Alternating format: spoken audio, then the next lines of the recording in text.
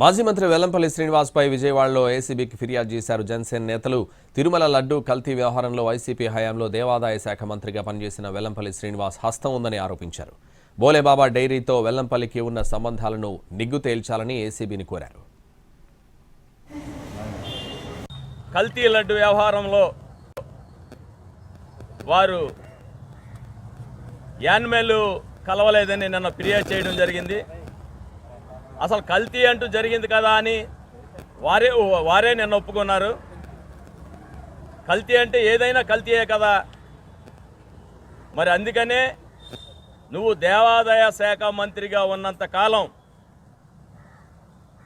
ఈ విజయవాడ నగరంలో కానీ తిరుమల తిరుపతి దేవస్థానం కొండ మీద అయినా కానీ ఎన్ని అక్రమాలు చేసావో అన్నీ కూడా ఏసీపీ అధికారి అయినటువంటి అతుల్ సింగ్ గారికి ఫిర్యాదు చేయడం జరిగింది. కల్తీ నెయ్యి వ్యవహారంలో వారు మంత్రిగా ఉన్నంత కాలం బోలేబాబా వారితో వీరికి సంబంధాలు ఉన్నాయి.